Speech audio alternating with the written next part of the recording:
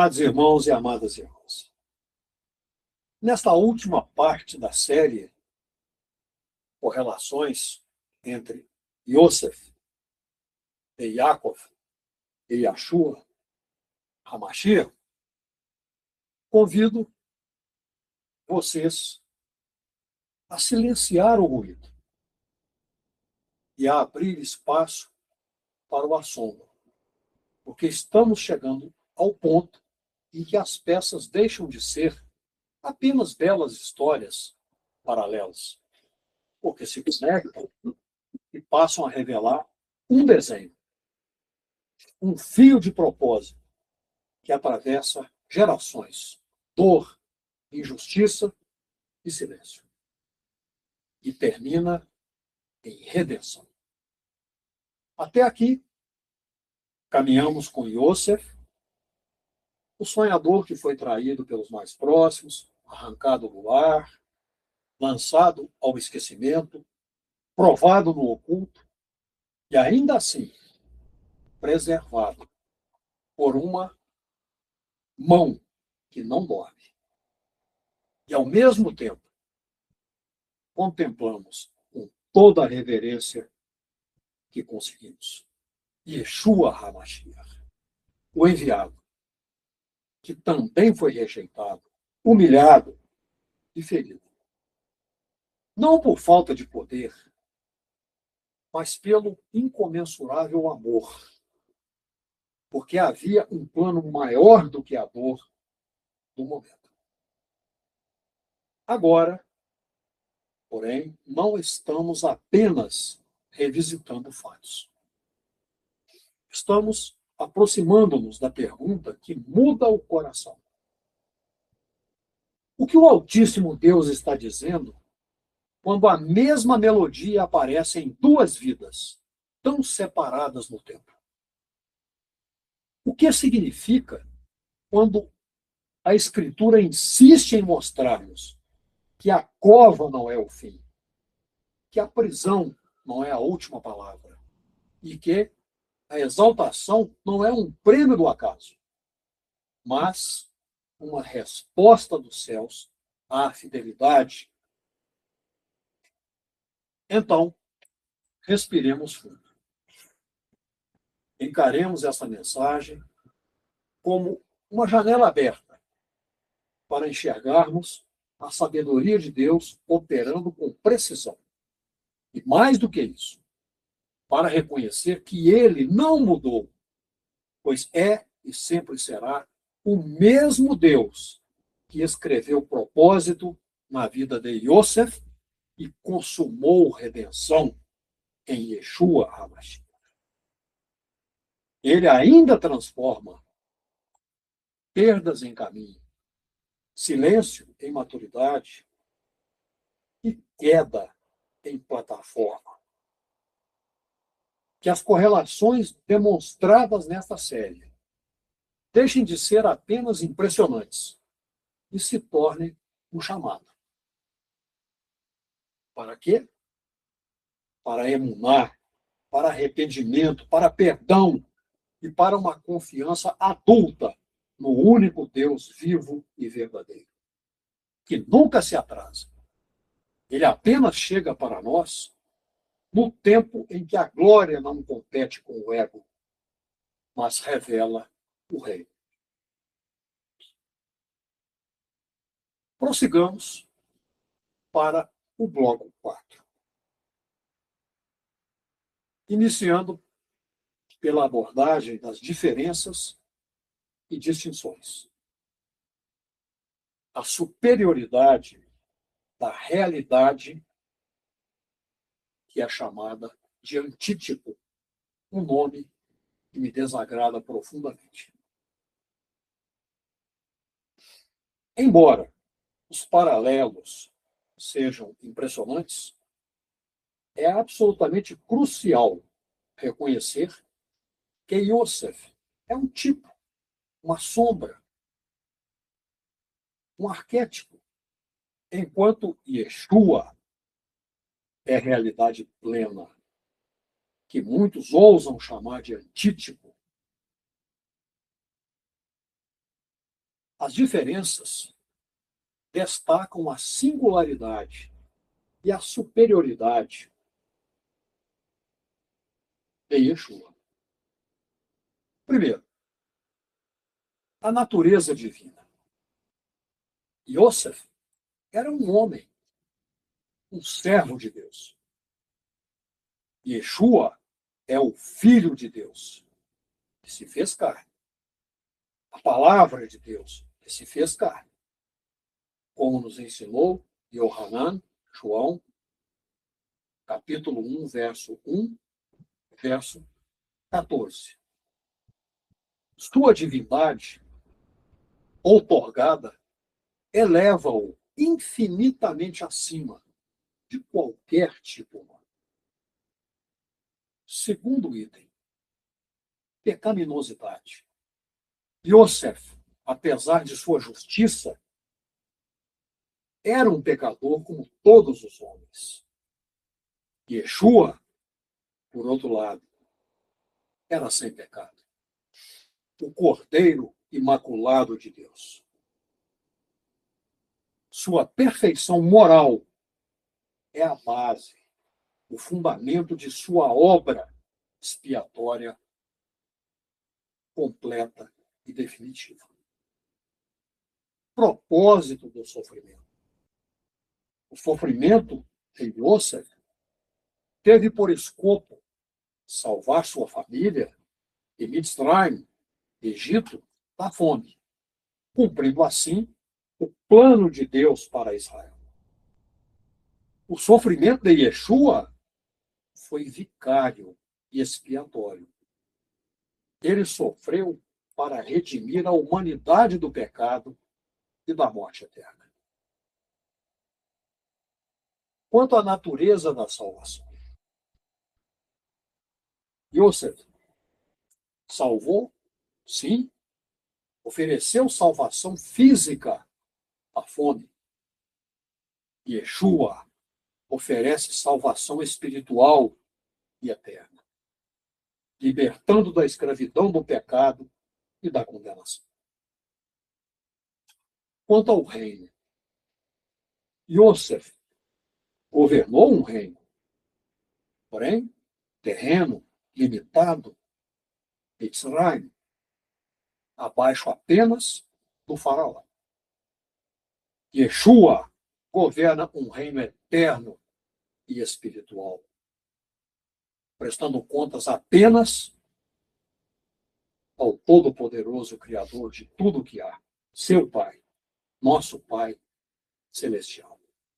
Um reino que transcende todas as fronteiras imagináveis. Quanto à ressurreição, Yosef morreu e foi sepultado. Yeshua também morreu, mas foi ressuscitado pelo sempiterno Deus ao terceiro dia, vencendo a morte e a sepultura, e vive para sempre.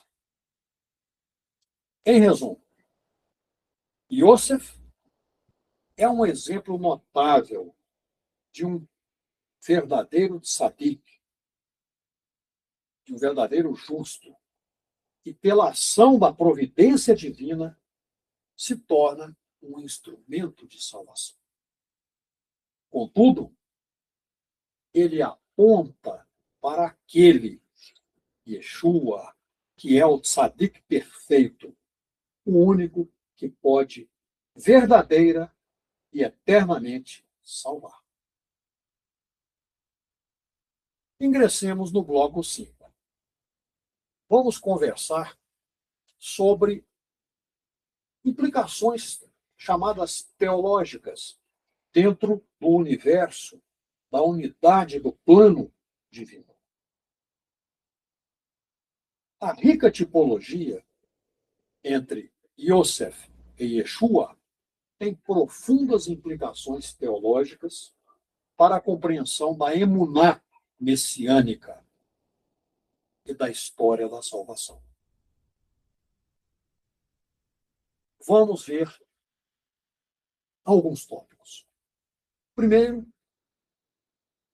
aquilo que poderíamos chamar de messiocentrismo ou machiocentrismo do Tanar, também conhecido como Antigo Testamento, embora essa conceituação seja absurda. A vida de Yosef demonstra efusivamente que o Tanar não é uma coleção de histórias isoladas, mas um testemunho contínuo de Yeshua. Cada narrativa, cada personagem, cada instituição aponta para ele. Isso reforça a unidade das Escrituras e a coerência inabalável do plano perfeito de Deus. O Tanar é a Brita Hadashah, conhecida também como Aliança Renovada ou Novo Testamento. Mas uma Brita Hadashah velada. E ela é o Tanar revelado. Segundo tópico, a soberania de Deus no sofrimento humano, também conhecida como providência divina. A história de Yosef é um testemunho poderoso da soberania de Deus, que opera por meio das ações humanas, mesmo as mais perversas, para cumprir seus propósitos. Em Bereshit 50:20, temos uma declaração de Yosef. Vós bem intentastes mal contra mim, falando aos seus irmãos. Porém, Deus tornou-o em bem, para fazer como se vê neste dia, para conservar em vida a um povo numeroso. Essa declaração pode ser vista como um eco da verdade de que Deus pode usar a seu exclusivo e soberano critério o sofrimento e a injustiça para trazer redenção e salvação. Isso é magnificamente cumprido no madeiro de Yeshua. Uma ocasião em que o maior ato de injustiça humana se tornou o maior ato de amor e salvação divina. Isso ressoa para nós com a capacidade de transformar, com a graça de Deus, crises em oportunidades e de ver um propósito maior, mesmo em adversidades aparentemente intransponíveis. É preciso conversarmos um pouco sobre dois conceitos: Sadik e Mitzrayim. Yosef, o Tzadik, o justo, é enviado para Mitzrayim, o Egito, um lugar estreito, um lugar do sofrimento e da escravidão, com a finalidade de tornar-se o Salvador. Yeshua, o Tzadik perfeito, o perfeito justo, entra no Mitzrayim, da condição humana, da morte e do pecado, para libertar-nos.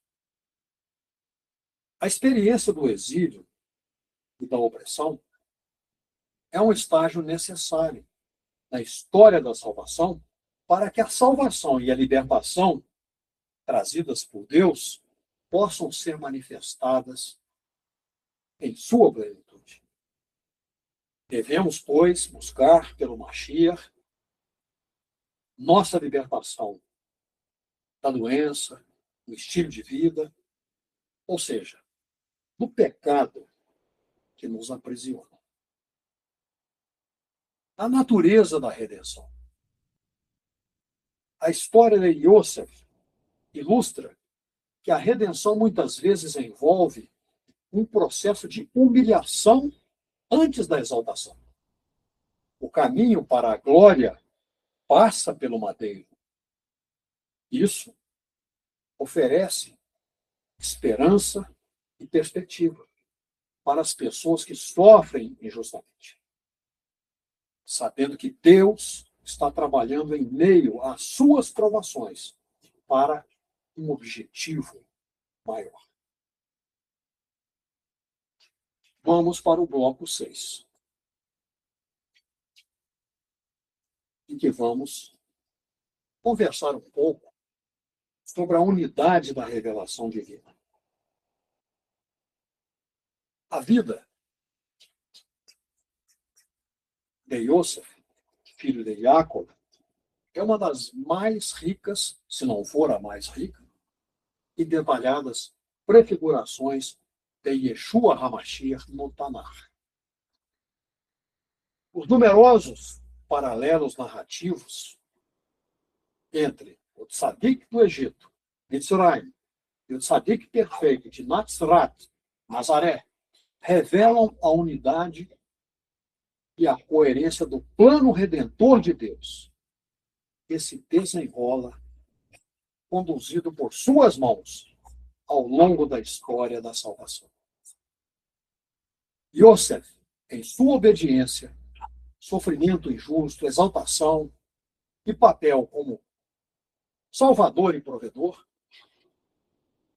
serve como uma sombra poderosa daquele que viria.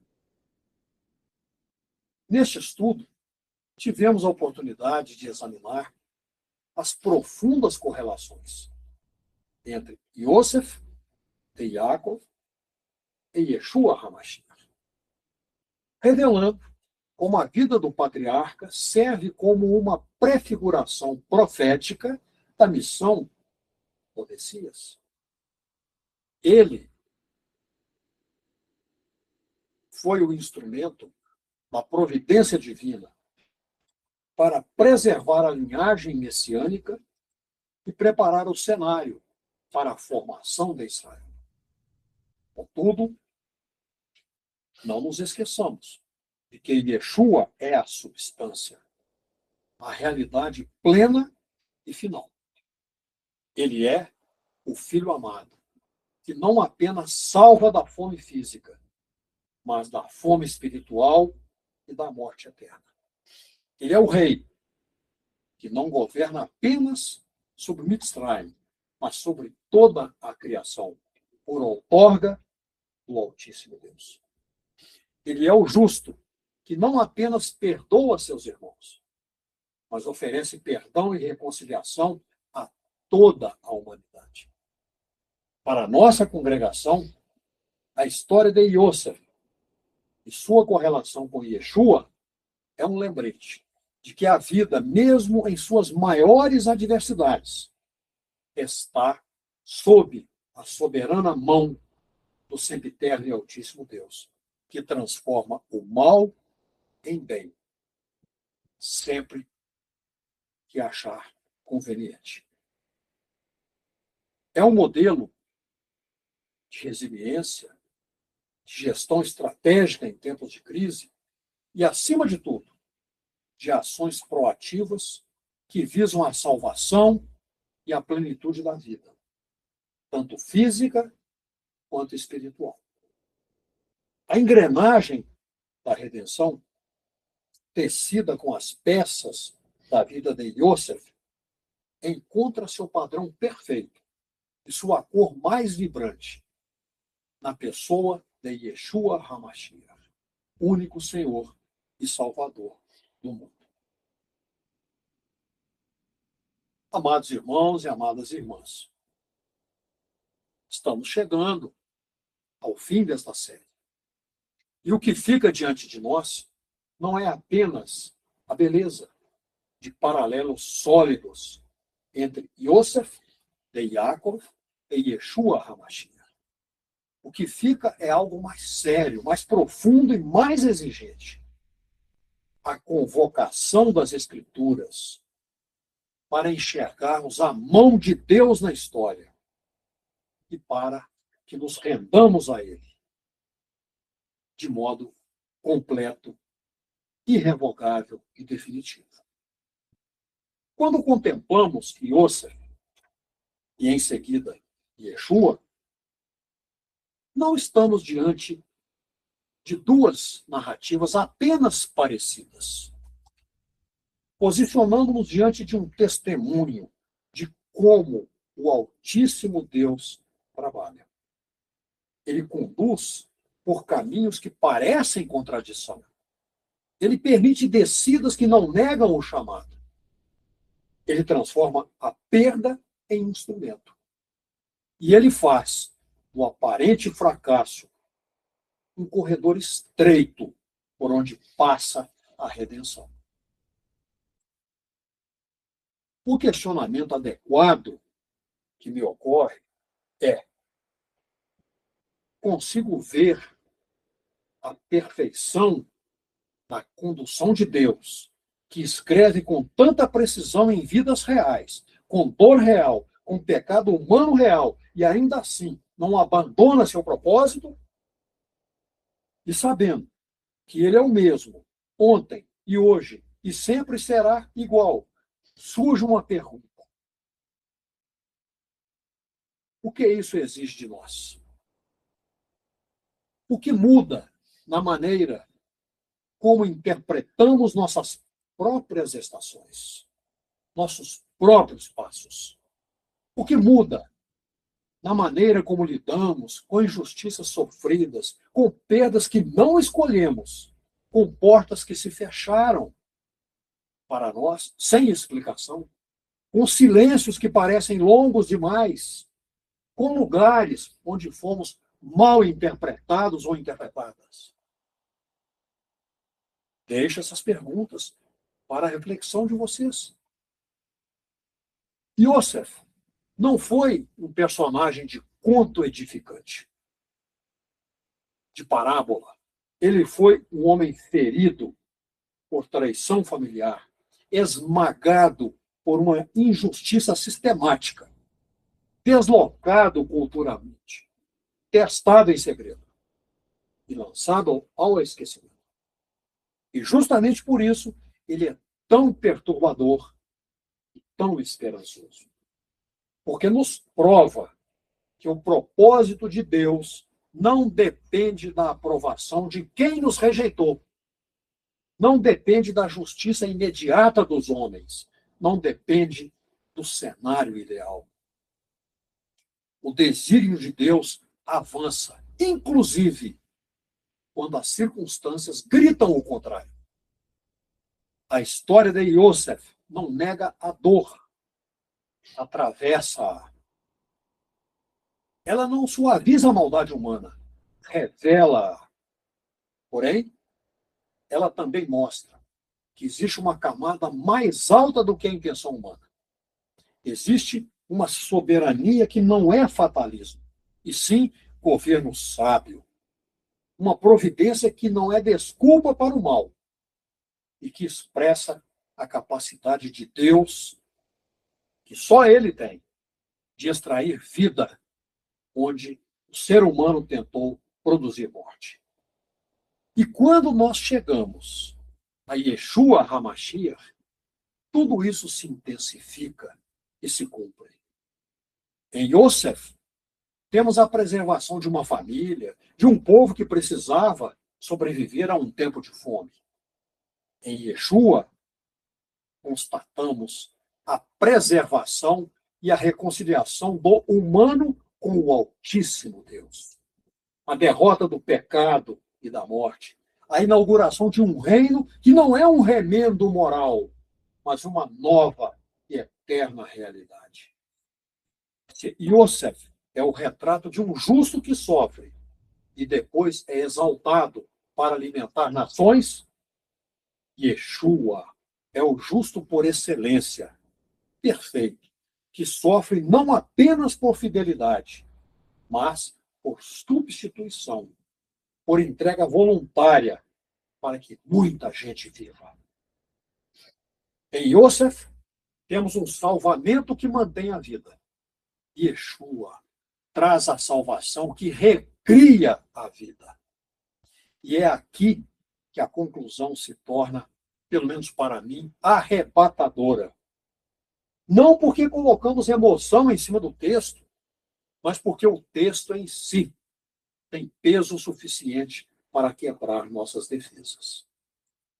O fio que liga Yosef a Yeshua não é só literário, é divino. Ele ensina-nos que Deus não improvisa. Deus não se surpreende com o mal, embora o abomine.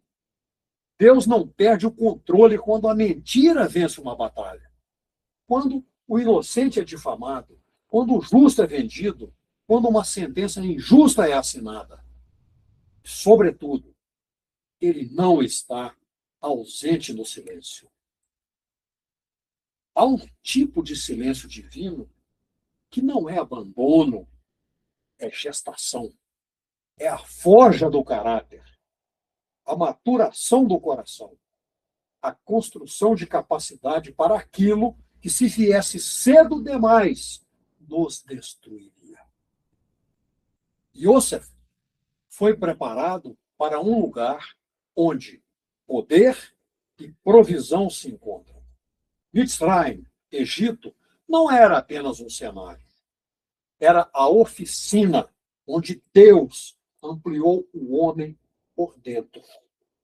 E isso é confrontador, porque muitos de nós, e muitas de nós, queremos a exaltação sem o processo. Queremos a resposta sem a estação. Queremos a plataforma sem o subterrâneo. Contudo, a Escritura mostra-nos que há coisas que Deus faz em nós antes de fazer algo por meio de nós. Yosef foi tratado na solidão, na tentação, no trabalho feito sem aplauso, no não para o pecado, quando ninguém estaria olhando. E quando o dia da promoção chegou, ele não foi apenas promovido, ele foi revelado. A promoção não construiu Yosef, ela apenas mostrou quem Yosef se tornou. E olhando para Yeshua, temos o mesmo princípio, só que em uma altura incomparável. O Mashiach não é promovido porque venceu um concurso de virtudes humanas. Ele é exaltado porque sua humilhação foi obediência perfeita, entrega perfeita, amor perfeito. E quando ele é exaltado, o efeito não é apenas administrativo, como no caso do governo de Yosef, em Mitzrayim. O efeito é cósmico. Vida para os mortos, perdão para os culpados, reconciliação para os distantes, esperança para os desesperançados. O pão de Yosef sustentou corpos. O pão do Mashiach sustenta almas e inaugura a vida eterna. Yosef abriu celeiros. Yeshua abre o acesso ao Pai Celestial.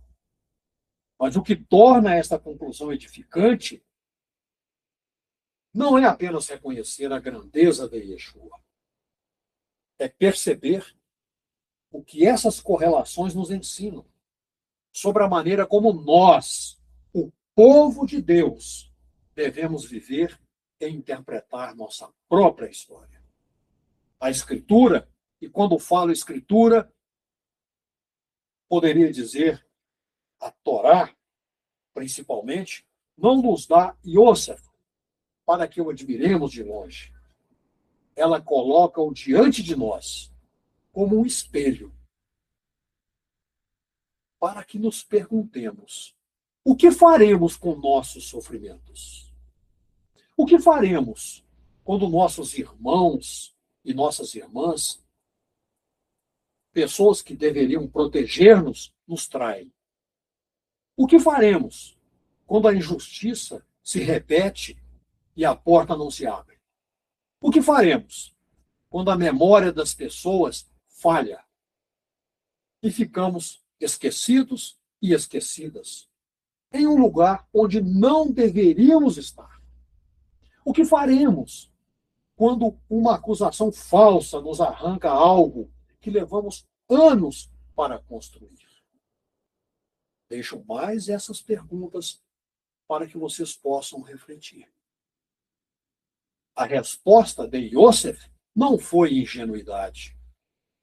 Ele não disse que o mal foi bom. Ele não chamou o pecado de virtude. Ele não idealizou e nem reduziu a crueza de suas angústias. Em verdade, ele chegou a um lugar de maturidade espiritual em que conseguiu afirmar algo espantoso, que Deus estava trabalhando apesar do mal e que o objetivo de Deus era preservação e vida. Essa, amados irmãos e amadas irmãs, é uma linha fina, muito fina, que só o Espírito de Deus pode escrever no coração. Reconhecer a gravidade do pecado humano e, ao mesmo tempo, reconhecer a soberania divina, que não se rende ao pecado humano. E isso prepara-nos para olhar para Yeshua e entender o escândalo do madeiro, a pior injustiça da história, a condenação do inocente. Tornou-se o palco do maior de todos os bens, a redenção do culpado. Se isso é verdade, então há uma lógica do reino que desafia a nossa pressa e desmonta nosso cinismo. Deus pode transformar, a seu exclusivo juízo, um instrumento de morte em instrumento de vida, sem jamais tornar-se cúmplice da morte. Ele vence o mal não se aliando ao mal, mas revertendo o mal, expondo o mal, julgando o mal e, ao mesmo tempo, resgatando pessoas do mal. Nesse ponto, precisamos agir com honestidade. Mais uma reflexão que deixo para vocês, e para mim também. Muitas pessoas querem as dádivas da providência divina, mas sem o custo do perdão. Querem a soberania de Deus, mas sem o quebrantamento. Querem a esperança, mas sem a rendição. Quem procede assim não vê que o ponto mais agudo da história de Yosef é a reconciliação. O poder estava na mão dele. A fome estava do lado de fora. E aqueles que o feriram diante dele. E nesse cenário, o coração aparece e a espiritualidade é provada. Porque há um tipo de piedade que funciona muito bem num sermão, numa prédica, mas não atua no reencontro com quem nos feriu. Há um tipo de mensagem que é fácil de pregar, mas difícil de praticar quando temos razão, quando fomos vítimas de injustiças, quando temos provações, quando temos lembranças. A correlação entre Yosef e Yeshua não serve apenas para afirmar como a Escritura, sobretudo a Torá, é coerente. Ela serve para trazermos ao centro do reino a maturidade que o Altíssimo Deus gera em nós, para que nos tornemos instrumentos de vida. Yosef não foi exaltado para exibir-se, mas para servir, para administrar provisão, para salvar muita gente. Yeshua não veio para ser servido, mas para servir e dar sua própria vida. Porque há algo sublime aqui, o sofrimento. Quando entregue a Deus, pode gerar um coração que entende a dor alheia, sem se tornar refém da própria dor. Yosef, que foi lançado ao fundo por quem deveria amá-lo, tornou-se alguém capaz de levantar outras pessoas do fundo. Yeshua, que carregou dores que nós não poderíamos vivenciar, torna-se um médico das nossas almas, capaz de curar o que ninguém vê. Que aplicação inevitável isso nos traz? Uma que é edificante e exigente. O Altíssimo Deus não desperdiça estações, nem lágrimas. Ele não desperdiça injustiças sofridas por aquelas pessoas que permanecem nele. Isso não significa que cada lágrima era necessária para Deus. Significa que quando a lágrima existe, Deus é poderoso para criar semente a partir dela. E, no entanto, nós não podemos sair daqui hoje com um otimismo barato. A Escritura chama-nos para um tipo de emuná que não nega o vale, mas atravessa o vale com o coração ancorado. Yosef não sabia, no fundo do poço, que um dia iria governar.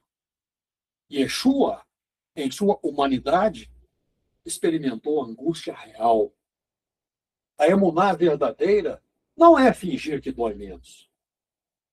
É escolher obedecer enquanto dói.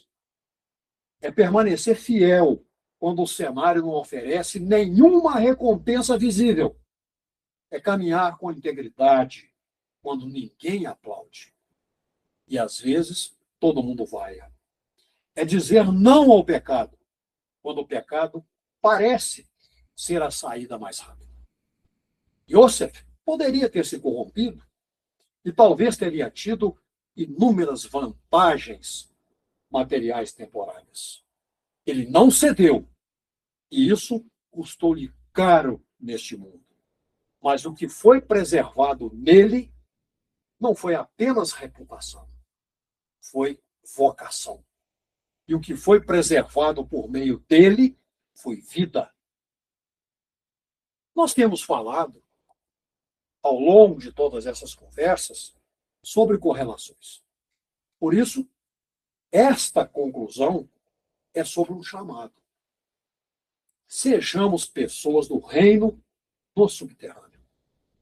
Sejamos gente do reino, quando a porta fecha e quando a acusação vem, quando o nosso nome é distorcido ou quando ninguém sabe o que estamos carregando.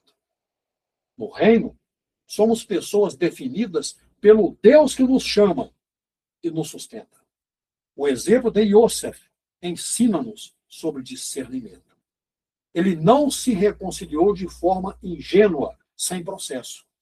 Porque há um tempo de exposição, um tempo de prova, um tempo de ver arrependimento, um tempo de maturação dos irmãos. E lembremos sempre que perdão não é ausência de sabedoria, nem nos colocarmos de volta na mão de quem é irresponsável. Perdão deve incluir renúncia à vingança e ao ódio. E a sabedoria reconstrói caminhos de confiança, com verdade e responsabilidade. E em Yeshua, vemos a santidade no mais alto grau. Ele acolhe pessoas pecadoras, mas não chama pecado de virtude. Ele perdoa. No entanto, convoca ao arrependimento. Ele restaura, sim, mas transforma. Ele dá graça, mas não barateia a graça. Portanto, se alguém sair daqui hoje com uma visão de perdão, que é algo que apenas ignora, justifica, como diria minha mãe, passa pano, essa pessoa não entendeu Yosef. E quem obtiver um entendimento de perdão, que não muda nada, não entendeu Yeshua HaMashiach. O genuíno perdão reconcilia e também reordena a vida sob a verdade. E ao encerrar, precisamos colocar a coroa na mensagem. A centralidade do Messias. Yosef, por mais admirável que seja, atuou como salvador parcial, conjuntural e temporário. Ele apontou, ele antecipou, ilustrou e ecoou um padrão. Mas o núcleo é Yeshua HaMashiach. Ele não é apenas um Yosef com grandeza mais intensa. Ele é a realidade para a qual todos os tipos arquétipos apontam. Ele é o cumprimento de tudo que foi sombra. E se Mitzrayim foi o lugar da provisão para o corpo, Yeshua trouxe-nos provisão para a vida inteira.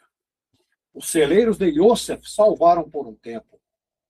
O Messias salva para sempre. Sabemos que a fome de Mitzrayim foi terrível. Mas existe uma fome ainda mais profunda na alma humana. Fome de justiça, de perdão, de paz, de pertencimento. E essa fome não se resolve com poder, com dinheiro, com aplauso, com relacionamento, com desempenho. Ela é dissolvida quando o nosso coração encontra o Criador de tudo que há. Por isso, pergunto a toda pessoa que tiver acesso a essa ministração: onde você vem procurando extinguir sua fome? Em quais fontes você tem procurado sua subsistência vital? Que celeiros você tem construído para si, mas que, no fundo, não se sustentam? Porque não basta admirarmos o padrão de Deus. É preciso respondermos adequadamente a ele. Não basta reconhecer e elogiar a coerência bíblica. É preciso submissão completa ao autor da história. Não basta reconhecer que Yosef perdoou. É preciso encarar o perdão que precisamos receber e o perdão que precisamos oferecer. Não basta notar que Yosef foi exaltado. É preciso que nos curvemos para aquele a quem Deus elevou acima de todo mundo. Mas, neste ponto, impõe-se uma advertência. Há uma sedução perigosa para muita gente que ama correlações e tipologias. A tentação de transformar o texto numa caça ao tesouro intelectual e esquecer o que o texto quer produzir.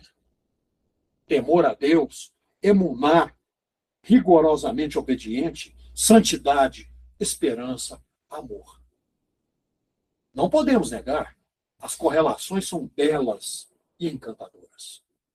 Longe de serem a finalidade, elas são o caminho que o texto usa para conduzir ao fim. Mas qual é a natureza desse desfecho? Conhecer a vontade do Deus que salva e sermos pessoas transformadas por ele. A história de Yosef demonstra que Deus escreve capítulos que não conseguimos imaginar. A história de Yeshua prova que Deus vence, até quando o mundo pensa que venceu, seja no madeiro ou no túmulo. Qual é a grande edificação desta série que estamos finalizando? O Messias não apenas nos inspira, ele resgata-nos. Porque não precisamos apenas de um exemplo, nós carecemos de um Salvador. Não necessitamos somente de um modelo de resiliência, precisamos de um novo coração, que não pode ser comprado por mérito, mesmo porque não temos nenhum. Todavia, essa dádiva é outorgada mediante a graça do Altíssimo Deus. E assim, vemos as diferenças entre Yosef e Yeshua.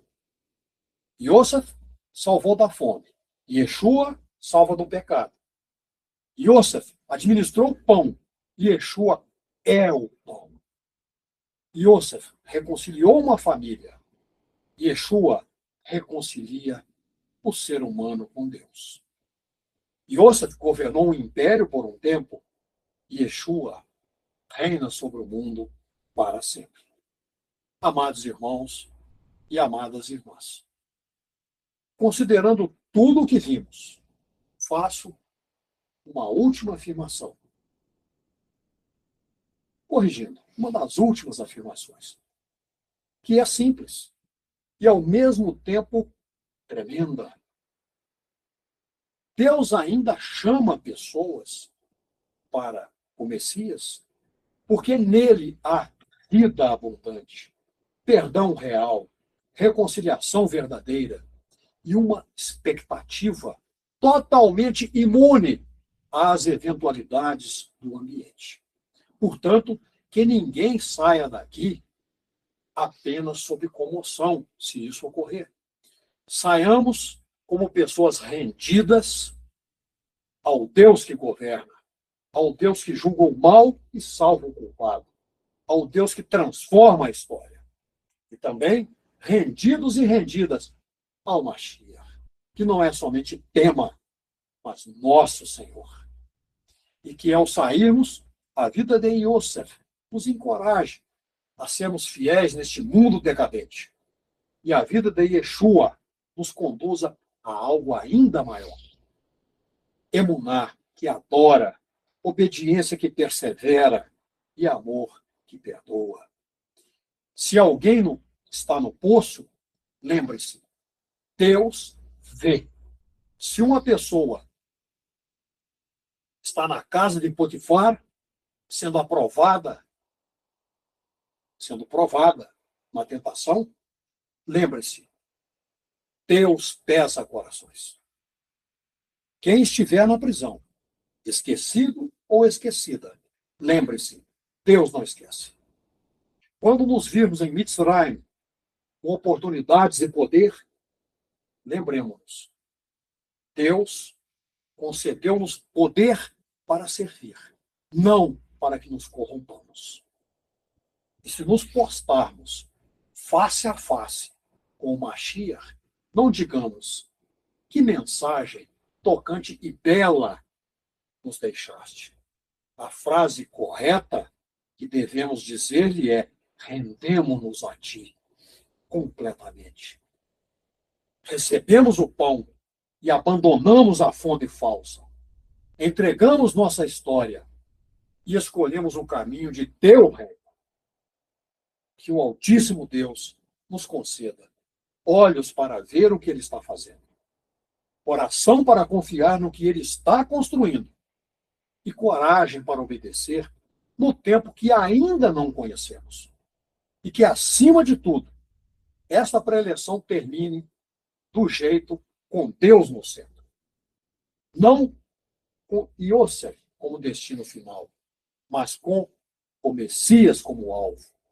Não com nossa habilidade de enxergar padrões, mas com a graça de sermos pessoas transformadas por aquele que é o padrão perfeito. Yeshua HaMashiach. Amém. Amém.